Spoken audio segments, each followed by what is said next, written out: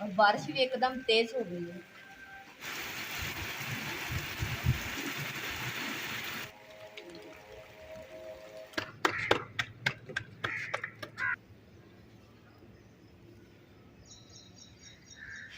बिस्मिल्लाहिर्रहमानिर्रहीम। अस्सलाम वालेकुम। उम्मीद करदी मेरे भैन भरा ठीक होंगे। अल्हम्दुलिल्लाह से भी ठीक। अल्लाह पाक तुहानू खुश रखे, आबाद रखे। ते आजा लोग करदे शुरू। अज मेरी थोड़ी तबीयत सही नहीं हैगी ते इस वास्ते ना नाले 1-2 बजे तक ना धुप्प बहुत ज़्यादा तेज़ हो जाती है। इस वास्ते मैं हुण ना दोपहर का खाना जिहड़ा ना मैं बना के रख लैनी ताकि टेंशन नहीं होएगी। पक्के होएगा चुप करके आराम नाल चुकांगे ते खा लेंगे।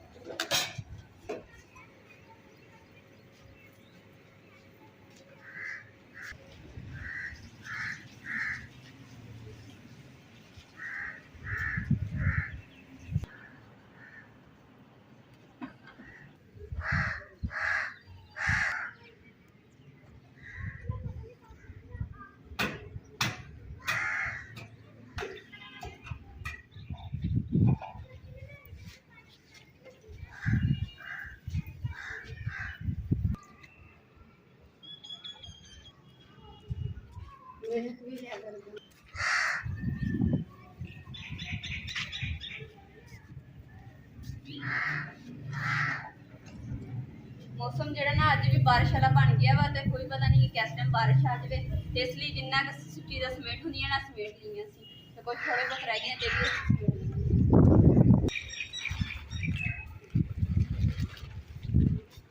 हल्की हल्की ना कड़ियाँ डिगन लग गई मैं तो मैं बालन जरा वा ना चुक के रख लवा नहीं तो फिर ना लकड़ियाँ गिलियाँ हो गई ना फिर अग नहीं बनी।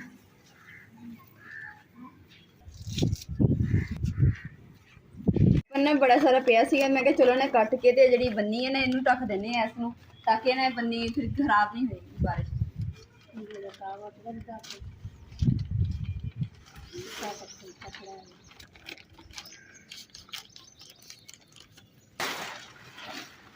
बन्नी तो ना छप्पर पूरा नहीं आ रहा सी इस वास्ते ना 2 हिस्से करके तो फिर एक हिस्सा इधर पा देंगे एक इधर पा देंगे ताकि बन्नियां ढकिया जाए।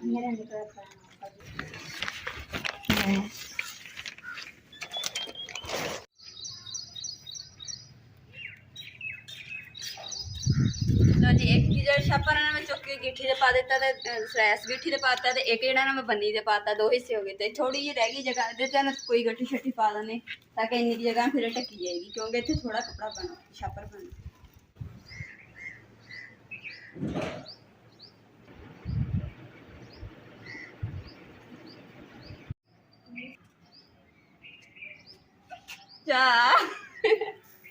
मैं जिंदगी पहली बारी ना ऐनक लाई हुई इमरान की पता नहीं किदा दी लग रही। जिदा ही असं घर वापस आ रहे थे तो बारिश शुरू हो गई है तो चूल्हे उदा ही ढके है तो हम जहाज जल्दी गर्मी बहुत सी तो हम जो मौसम ठंडा है ना सुकून हो गया नाल।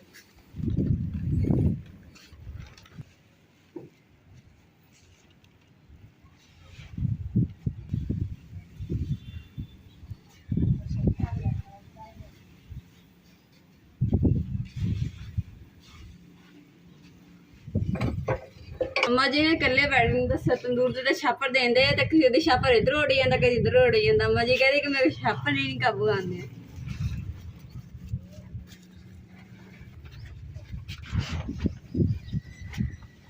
ना अज धो के रखिया सी ताकि ना खुश्क हो जाएगियाँ तो पर ना बारिश की वजह तो फिर गिलियाँ थोड़ी बहुत हो गई सी कि चलो ना इन्हू हुणे चुक के रख देने फिर मिट्टी ना भर जानी बाहर।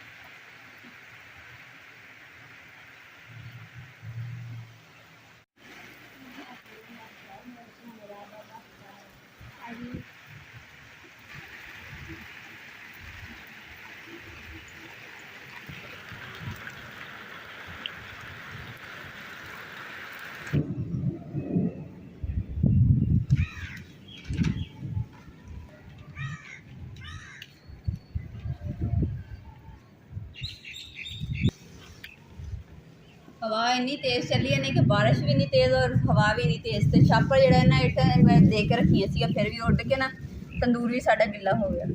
हुण आ देखो नाल दीवार दे ना तलेर भी आ गई।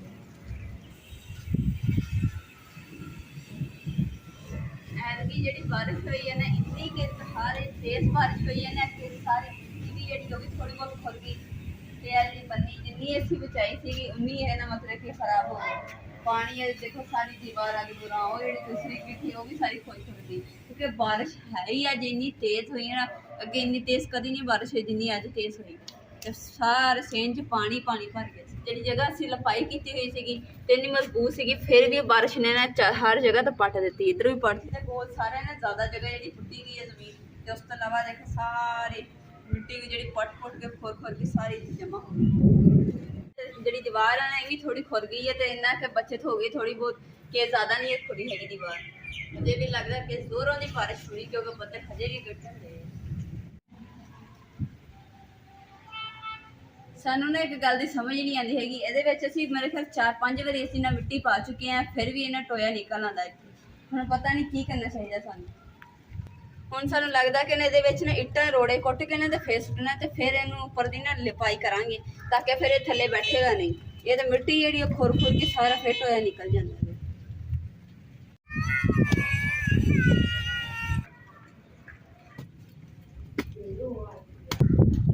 अम्मा जी ने मैनू आवाज़ा दे रहे कि ना थी रानी इधर आ जा ताकि ना छापर जेडे सारे लथ गए तो अपना ना दोबारा देख के तो इट्टा फिर रख दीए।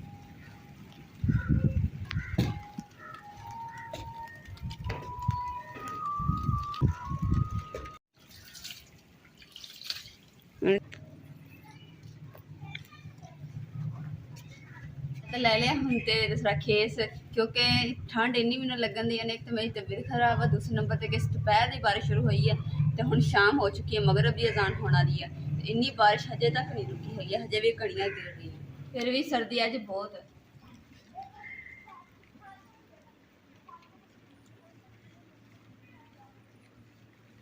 पानी जो वाशरूम खत्म होया सी, बाल्टियां शाल्टियां भी जो भरिया से भी खत्म हो गई। तो हुण जो दूसरा बारिश के बोर भी भिजया होया वा, तो इस वास्ते असीं सुच भी ना कढ़िया होया। तो प्लास में इसलिए चुकी है कि ये करंट हर चीज़ के हैगा वा, बड़ी एहतियात नाल ना सुच लगाना पैंदा।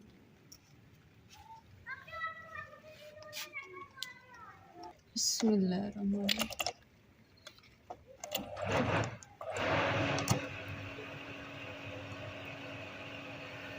शुक्र है चल गई है मोटर, नाल जो सुच लगाने से ना करंट के चंगारे भी निकले। बारिश देखो कि हजे तक हो रही है, हनेरा होने वाला हो गया तो बारिश रुकन का ना नहीं लै रही हैगी। तो बालन भी जो गिला वा, तो अम्मा जी की भी तबीयत जी ना खराब हो रही है क्योंकि जब टाइम ना रोटी ना दी फिर अम्मा जी ने ब्लड का मसला बन जाता वा। तो हुण जो जब चूल्हा जो चुक के ना इत्थे लिया के कमरे के अंदर बाहर रख के तो फिर असीं अग बालते हैं कि बस अग बल जाए फिर अम्मा जी ने फटाफट रोटी बना के दे दी।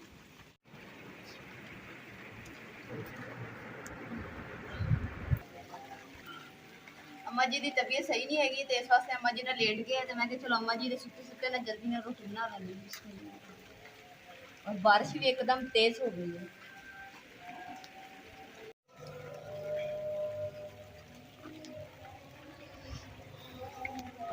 कोशिश तो मैं बड़ी कर रही है कि जी ना अग बल जाए, लकड़ी लग जाए, पर छापर भी बालिया हूँ कपड़ा बालिया तो फिर भी ना अग नहीं लग रही।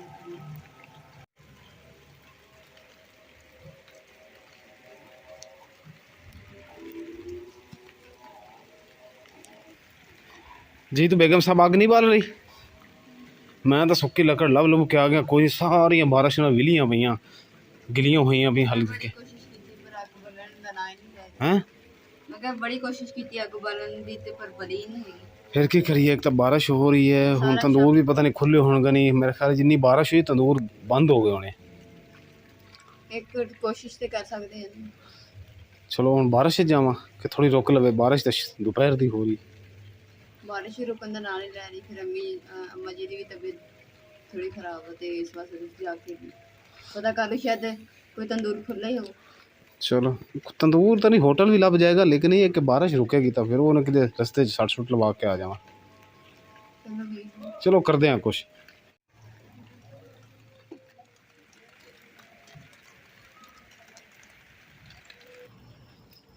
ਅੱਗ ਤੇ ਮੈਂ ਬੜੀ ਕੋਸ਼ਿਸ਼ ਕੀਤੀ ਕਿ ਬਲ ਜਾਵੇ, ਪਰ ਨਹੀਂ, ਅੱਗ ਵੀ ਨਹੀਂ ਬਲੀ ਹੈਗੀ। ਤੇ ਉਸ ਤੋਂ ਇਲਾਵਾ ਕਿ ਬਾਰਿਸ਼ ਹੋਣ ਲੱਗ ਗਈ ਸੀ ਕਾਫੀ। ਤੇ ਹੁਣ ਥੋੜੀ ਬਾਰਿਸ਼ ਜਿਹੜੀ ਨਾ ਹਲਕੀ ਹੋ ਗਈ ਹੈ। ਤੇ ਮੈਂ ਕਿਹਾ ਚਲੋ ਇਮਰਾਨ ਨੂੰ ਚੱਲੇ ਬਾਹਰ ਇੱਥੇ ਦੇਖਣਗੇ ਕਿ ਤੰਦੂਰ ਤੋਂ ਜਾਂ ਫਿਰ ਹੋਟਲ ਵਗੈਰਾ ਤੋਂ ਨਾ ਰੋਟੀ ਲਵਾ ਕੇ ਲੈ ਕੇ ਆਉਣਗੇ। ਆਟਾ ਮੈਂ ਗੁੰਨ ਲਿਆ, ਫਿਰ ਜਾ ਕੇ ਲਵਾ ਕੇ ਲੈ ਕੇ ਆਈ ਹਾਂ।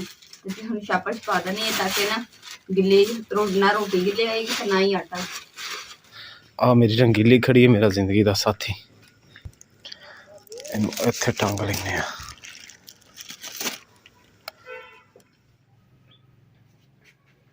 ਅਲਹਮਦੁਲਿਲਾ ਖਾਣਾ ਛਾਣਾ ਅਸੀਂ ਖਾ ਲਿਆ। ਤੇ ਅੱਜ ਦੇ ਵਲੌਗ ਦਾ ਮੈਂ ਇੱਥੇ ਐਂਡ ਕਰੂੰਗੀ। ਉਮੀਦ ਕਰਦੀ ਮੇਰੇ ਭੈਣ ਭਾਈਆਂ ਨੂੰ ਸਾਡਾ ਅੱਜ ਦਾ ਵਲੌਗ ਪਸੰਦ ਆਏਗਾ ਤਾਂ ਸਾਡੇ ਚੈਨਲ ਲਾਈਕ ਕਰੋ, ਸ਼ੇਅਰ ਕਰੋ, ਸਬਸਕ੍ਰਾਈਬ ਕਰੋ और अपनी फैमिली शेयर करो। अल्लाह पाक तुहानू खुश रखे, आबाद रखे, अपना और अपनी फैमिली का बहुत ज्यादा ख्याल रखिए। अल्लाह हाफिज़।